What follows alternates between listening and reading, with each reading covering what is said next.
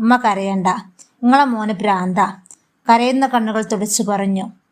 ഉമ്മ പറഞ്ഞു, ഉമ്മ ഒപ്പം വരട്ടെ മോളെ. എങ്ങട്ടാ ഉമ്മ നിങ്ങളിപ്പോ? ഞാനിപ്പം വരാം, ഈ ബേജാറാവണ്ട മോളെ. അങ്ങനെ ഉമ്മ പുറത്തേക്ക് പോയി. ഉച്ചക്ക് ഭക്ഷണം കഴിക്കാൻ വന്ന സമീർ ഉമ്മയെ തിരക്കി. ഉമ്മയെവിടെ ജാസി? എനിക്കറിയില്ല, ആ പാവം കരിഞ്ഞു തളർന്ന് ഇപ്പോൾ ഇവിടെ നിന്ന് ഇറങ്ങിപ്പോയതേ ഉള്ളൂ. ആ തള്ള ഇരുട്ടാവുമ്പോഴേക്കും വന്നോളും.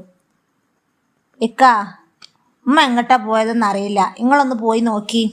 എനിക്ക് വയ്യ, ഈ വേണ പോയിക്ക് നോക്കിയോ. രാത്രി ഏറെ വൈകിയാണ് സമീർ വീട്ടിലെത്തിയത്. ജാസി, വാതിൽ തുറക്ക്. ജാസ്മിൻ വാതിൽ തുറന്നു കൊടുത്തു.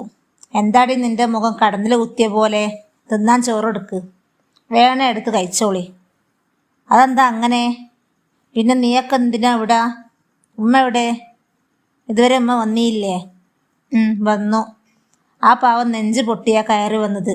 ഇതാ, നിങ്ങൾ വന്നാൽ തരാൻ ഏൽപ്പിച്ചതാണ്. വന്നാൽ തരാൻ പറഞ്ഞ് ഇപ്പോൾ ഉറങ്ങിയതേ ഉള്ളൂ. സമീർ ആ പൊതി വാങ്ങി തുറന്നു നോക്കി. ഒരുപാട് 500 രൂപയുടെ നോട്ടുകൾ. ഇതെവിടുന്നാ ഉമ്മാക്ക്? ഇതെന്തിനാ? നിങ്ങളുടെ ഫോൺ പൊട്ടിച്ചതിന് ഉമ്മ നിങ്ങൾക്ക് തന്നതാ.